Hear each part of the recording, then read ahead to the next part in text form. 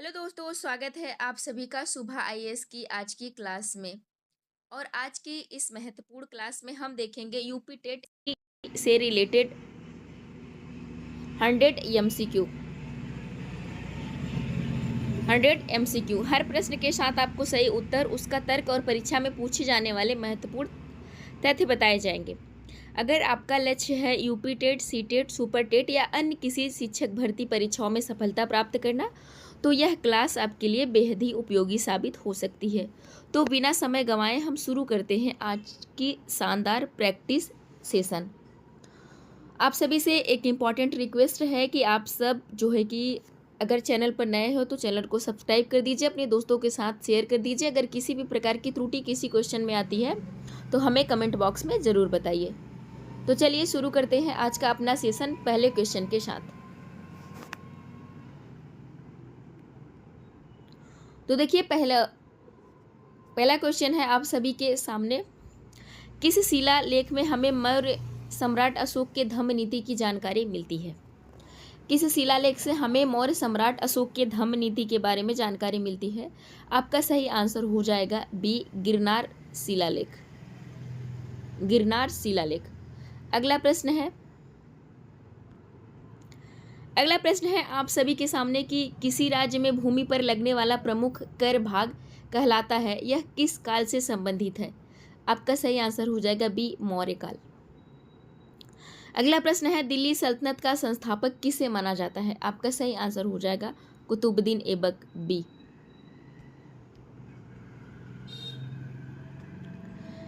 अगला प्रश्न है भक्ति आंदोलन के निर्गुण संतों में किस संत ने साखी और रामायणी की रचना की? आपका आंसर हो जाएगा ए, कबीर सिंह। अगला प्रश्न है भारतीय राष्ट्रीय कांग्रेस का प्रथम अधिवेशन कहाँ आयोजित किया गया था? तो आपका सही आंसर हो जाएगा बम्बई, ए।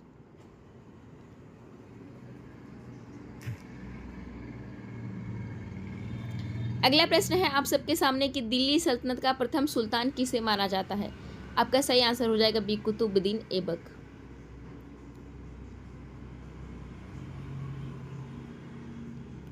अगला प्रश्न है दीने इलाही की स्थापना किस मुगल शासक ने की थी? आपका सही आंसर हो जाएगा सी, अकबर ने। सत्यार्थ प्रकाश के लेखक कौन है? आपका सही आंसर हो जाएगा सी, दयानंद सरस्वती।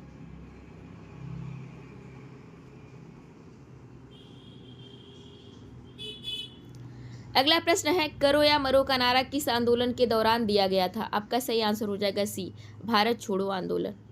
अगला प्रश्न है भारतीय राष्ट्रीय कांग्रेस के प्रथम भारतीय अध्यक्ष कौन थे? आपका सही आंसर हो जाएगा बी, बदरुद्दीन तैयब।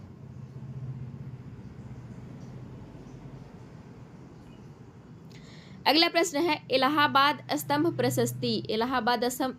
प्रशस्ति के रचयिता कौन थे? आपका सही आंसर हो जाएगा हरिसेठ, ए। अगला प्रश्न है अष्टप्रधान मंत्री परिषद का गठन किस शासक ने किया था? आपका सही आंसर हो जाएगा बी, शिवाजी महाराज। अगला प्रश्न है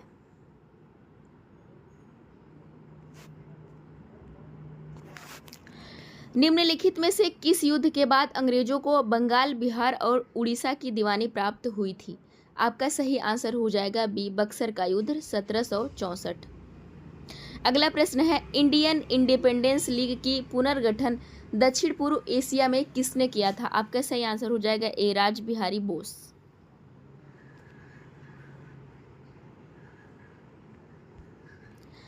अगला प्रश्न है निम्नलिखित में से कौन सा युग्म सही सुमेलित है? मेगास्थनीज, इंडिका, फाहयान राजतरंगिणी, अलबरूनी अर्थशास्त्र, वेनसांग हर्षचरित्र। आपका सही आंसर हो जाएगा ए, मेगास्थनीज इंडिका।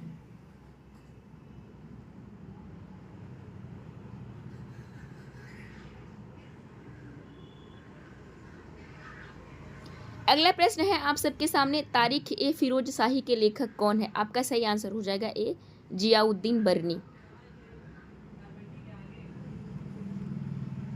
अगला प्रश्न है निम्नलिखित में से किस गवर्नर जनरल ने व्यपगत का यानी डॉक्ट्रिन ऑफ लैप्स का सिद्धांत लागू किया था? आपका सही आंसर हो जाएगा बी, लॉर्ड डलहौजी। अगला प्रश्न है भारत का नेपोलियन किसे कहा जाता है? आपका सही आंसर हो जाएगा बी, चंद्रगुप्त मौर्य को। अगला प्रश्न है 1905 में बंगाल विभाजन किस वायसराय के समय में हुआ था? आपका सही आंसर हो जाएगा ए लॉर्ड कर्जन। अगला प्रश्न है कि निम्नलिखित में से किस ग्रंथ की रचना बाणभट्ट ने की थी? आपका सही आंसर हो जाएगा बी हर्षचरित्र।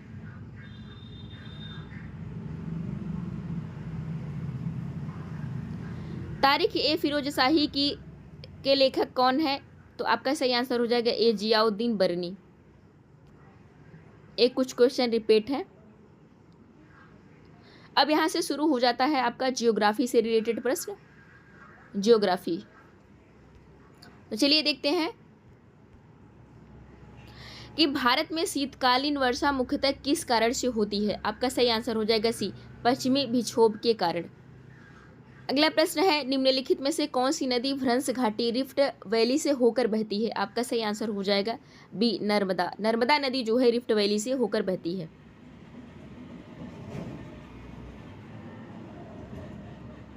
अगला प्रश्न है भारत का सबसे बड़ा लैगून कौन सा है? आपका सही आंसर हो जाएगा सी चिल्का झील। अगला प्रश्न है निम्नलिखित में से कौन सी मृदा कपास की खेती के लिए सर्वाधिक उपयुक्त मानी जाती है? आपका सही आंसर हो जाएगा काली मृदा। अगला प्रश्न है निम्नलिखित में से किस राज्य में भारत का सबसे बड़ा मैंग्रोव वन स्थित है? आपका सही आंसर हो जाएगा बी पश्चिम बंगाल, वेस्ट बंगाल। वहाँ का जो सुंदरवन डेल्टा है बहुत फेमस है, पश्चिम बंगाल में है।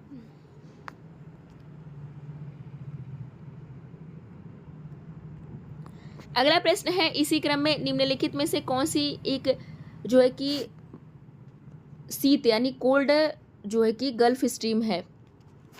तो आपका सही आंसर हो जाएगा कि सी लेब्राडोर। यानी कि ठंडी जलधारा कौन सी है? तो आपका सही आंसर हो जाएगा सी लेब्राडोर। भारत में दक्षिण पश्चिमी मानसून का प्रथम आगमन सामान्यतः किस राज्य में होता है? आपका सही आंसर हो जाएगा बी केरल में। अगला प्रश्न है निम्नलिखित में से कौन सी स्थानीय गर्म एवं शुष्क हवा उत्तर पश्चिम भारत में चलती है? आपका सही आंसर हो जाएगा ए लू। अगला प्रश्न है अल नीनो का संबंध मुख्य रूप से किस महासागर से है? आपका सही आंसर हो जाएगा प्रशांत महासागर। अगला प्रश्न है निम्नलिखित में से कौन सी पवन वर्ष भर लगभग एक ही दिशा में चलती है? आपका सही आंसर हो जाएगा व्यापारिक पवनें जो होती हैं जैसे ट्रेड विंड्स, एक ही दिशा में चलती हैं।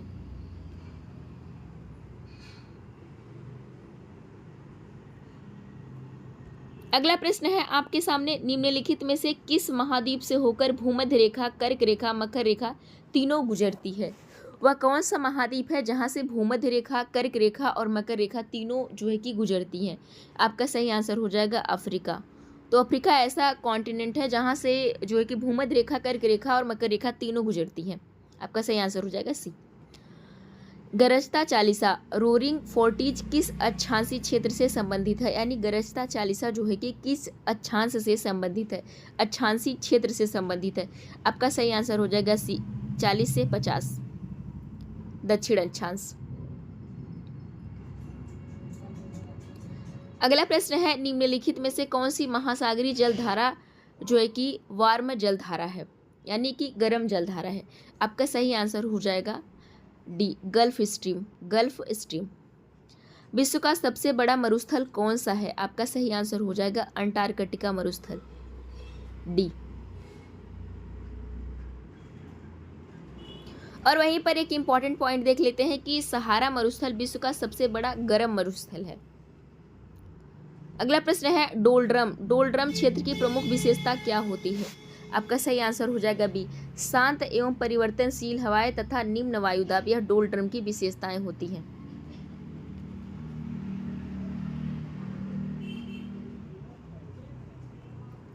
अगला प्रश्न है आप सबके सामने निम्नलिखित में से कौन सी गैस वैश्विक उष्मीकरण ग्लोबल वार्मिंग में सर्वाधिक योगदान देती है? आपका सही आंसर हो जाएगा B carbon dioxide, B carbon dioxide.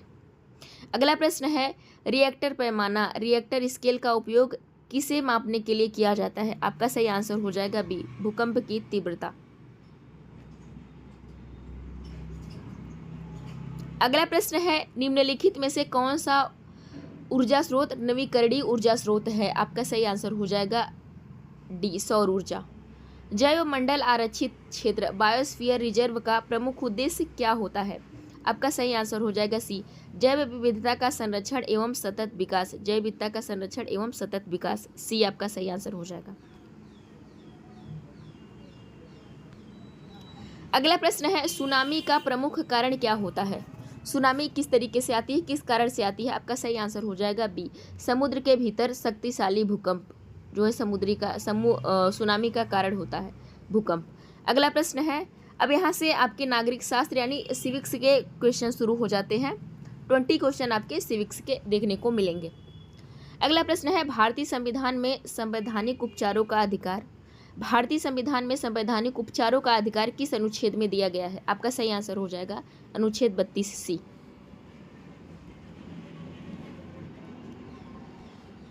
अगला प्रश्न है, ध्यान से देखते हैं, निम्नलिखित में से किस मौलिक अधिकार को डॉक्टर भीमराव अंबेडकर ने संविधान की आत्मा एवं हृदय कहा है? आपका सही आंसर हो जाएगा सी, संवैधानिक उपचारों का अधिकार। अगला प्रश्न देखते हैं, आप सभी के सामने है, भारत में राष्ट्रपति के निर्वाचन के लिए इलेक्टोरल कॉलेज में निम्नलिखित में से कौन शामिल होता है? तो देखिए, आपका सही आंसर हो जाएगा सी, संसद के निर्वाचित सदस्य, राज्यों एवं दिल्ली और पांडिचेरी के विधानसभाओं के निर्वाचित सदस्य। आपका आंसर हो जाएगा सी। अगला प्रश्न है आप सबके सामने, भारत में धन विधेयक मनी बिल के संबंध में अंतिम निर्णय किसका होता है?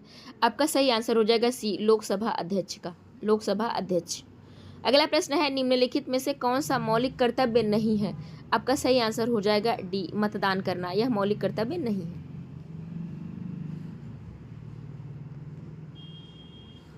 अगला प्रश्न देखते हैं, भारतीय संविधान के किस अनुच्छेद में मंत्रिपरिषद के लोकसभा के प्रति उत्तरदायी होने का प्रावधान है? आपका सही आंसर हो जाएगा अनुच्छेद 75(3) बी।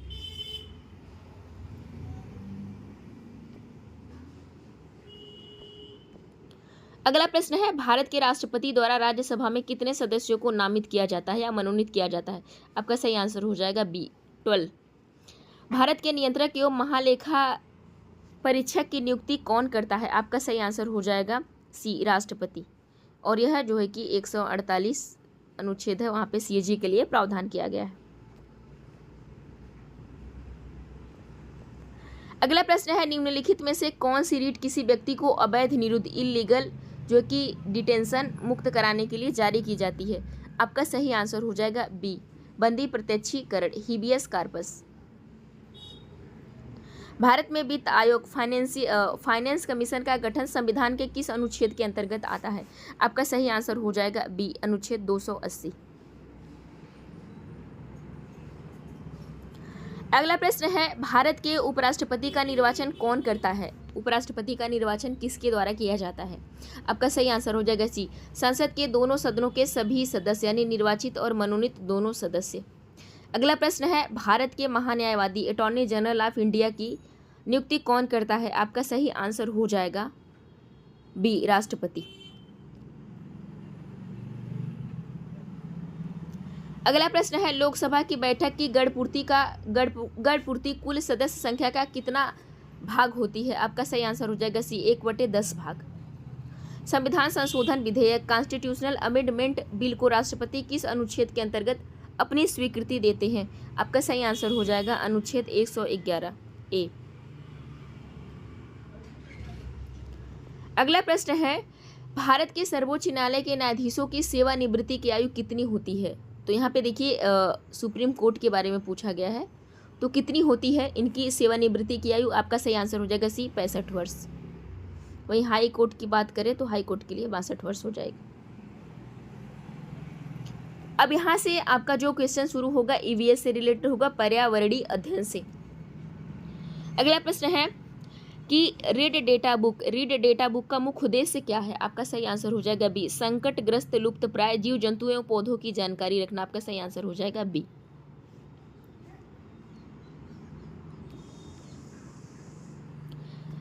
अगला प्रश्न है, निम्नलिखित में से कौन सी गैस ओजोन परत के क्षरण ओजोन डिप्लेशन के लिए मुख्य रूप से उत्तरदायी होती है? आपका सही आंसर हो जाएगा सी, क्लोरोफ्लोरोकार्बन। अगला प्रश्न है, चिपको आंदोलन का मुख्य उद्देश्य क्या था? आपका सही आंसर हो जाएगा ए, वनों का संरक्षण, वनों का संरक्षण।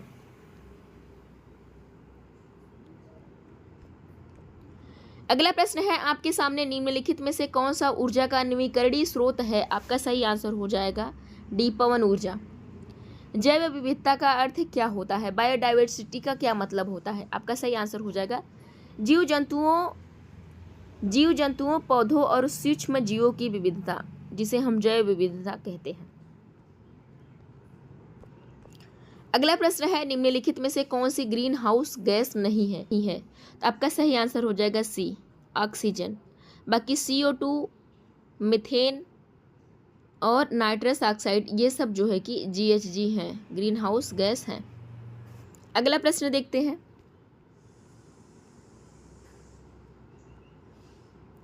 जैव निम्नीकरण अपशिष्ट बायोडिग्रेडेबल वेस्ट का उदाहरण कौन सा है? आपका सही आंसर हो जाएगा सी, सब्जियों एवं फलों के छिलके।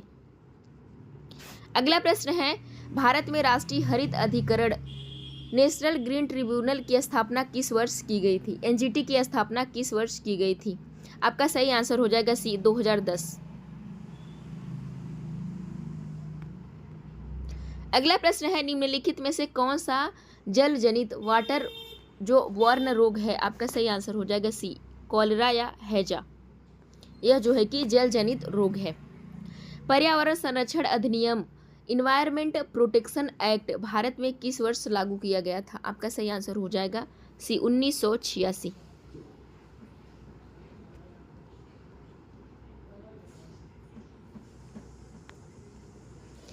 अगला प्रश्न है, जैव आवर्धन बायोमैग्निफिकेशन से संबंधित किस तत्व का मानव शरीर में उच्चतम स्तर पाया जाता है? आपका सही आंसर हो जाएगा सी, मरकरी। अगला प्रश्न है, विश्व पर्यावरण दिवस प्रत्येक वर्ष किस तिथि को मनाया जाता है? आपका सही आंसर हो जाएगा बी, 5 जून को।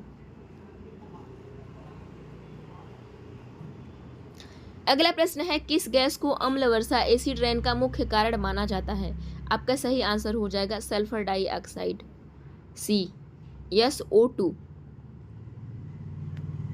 अगला प्रश्न है, निम्नलिखित में से कौन सा एक ठोस अपशिष्ट यानी सॉलिड वेस्ट का उदाहरण है? आपका सही आंसर हो जाएगा सी, प्लास्टिक बैग। अगला प्रश्न है, भारत में स्वच्छ भारत मिशन की शुरुआत किस वर्ष की गई थी? आपका सही आंसर हो जाएगा बी, 2014 में। अगला प्रश्न है, ओजोन परत ओजोन लेयर मुख्य रूप से वायुमंडल की किस परत में पाई जाती है? आपका सही आंसर हो जाएगा समताप मंडल में ओजोन परत पाई जाती है। वायु गुणवत्ता सूचकांक एयर क्वालिटी इंडेक्स किसका मापन करता है? आपका सही आंसर हो जाएगा वायु की प्रदूषण स्तर का। आपका सही आंसर हो जाएगा सी।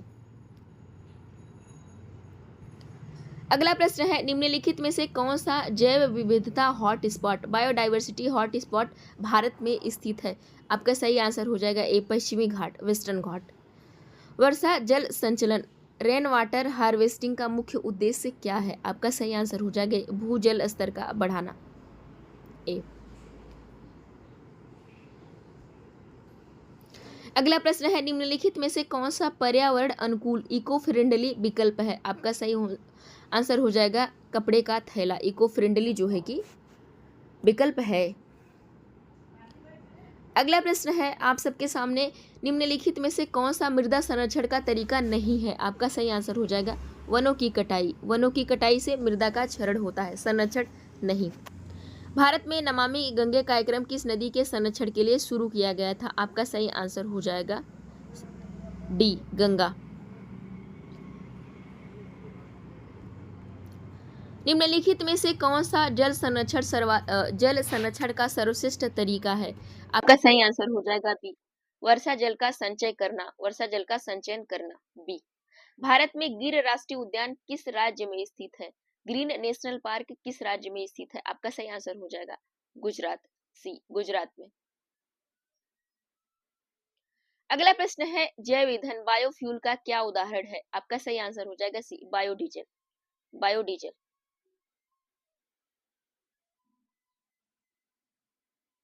अगला प्रश्न है निम्नलिखित में से कौन सा मृदा संरक्षण का तरीका नहीं है?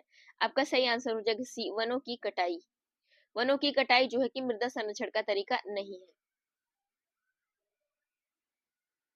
यहाँ पे कुछ क्वेश्चन रिपीट हो रहे हैं, अब हम आगे देखते हैं। अगला प्रश्न है किस गैस को मौन हत्यारा यानी साइलेंट किलर कहा जाता है? आपका सही आंसर हो जाएगा B carbon monoxide. Carbon monoxide को साइलेंट किलर गैस कहा जाता है। अगला प्रश्न है पर्यावरण प्रभाव आकलन EIA का मुख्य उद्देश्य क्या है? आपका सही आंसर हो जाएगा बी पर्यावरण पर पड़ने वाले प्रभावों का पूर्व आकलन करना। बी। अगला प्रश्न है भारत में नर्मदा बचाओ आंदोलन किससे संबंधित है? आपका सही आंसर हो जाएगा सी बड़े बांधों के निर्माण के विरोध में किया गया आंदोलन था। अगला प्रश्न है निम्नलिखित में से कौन सा संसाधन असीमित है? आपका सही आंसर हो जाएगा सौर ऊर्जा।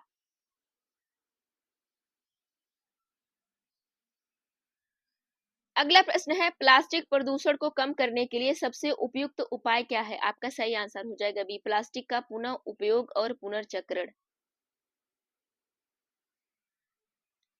अब यहाँ से आपके क्वेश्चन हो जाएंगे जो हॉर्टिकल्चर है उद्यान विज्ञान एवं फल संरक्षण।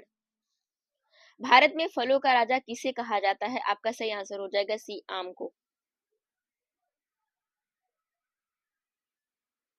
अगला प्रश्न है निम्नलिखित में से किस फल में विटामिन सी सबसे ज्यादा मात्रा में पाया जाता है? आपका सही आंसर हो जाएगा बी आंवला। जैम बनाने के लिए किस पदार्थ की प्रमुख आवश्यकता होती है? तो यहाँ पे हो जाएगा पेवस्टीन ए।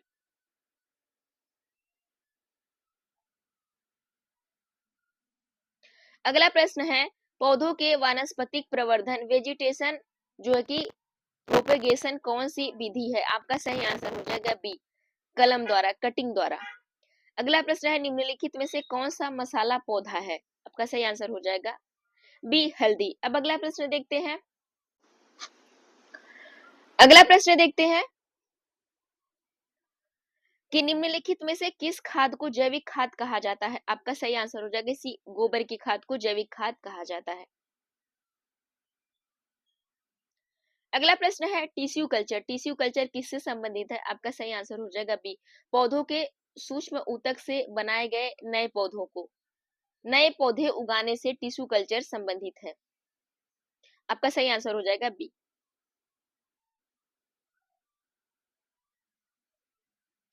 अगला प्रश्न है किस फल को शीतोष्ण फल यानी टेम्परेट फ्रूट कहा जाता है? आपका सही आंसर हो जाएगा सी सेब। स्वैक्स बनाने के लिए सामान्यतः किस फल या संतरे का उपयोग किया जाता है? आपका सही आंसर हो जाएगा नींबू। अगला प्रश्न है और आज के सेशन का लास्ट प्रश्न है पौधों में सिंचाई की सर्वश्रेष्ठ विधि पौधों में सिंचाई की सर्वश्रेष्ठ विधि कौन सी मानी जाती है? आपका सही आंसर हो जाएगा बी टपक सिंचाई ड्रिप इरिगेशन यानी टपक सिंचाई जो है कि इंपॉर्टेंट सिंचाई के रूप में मानी जाती है।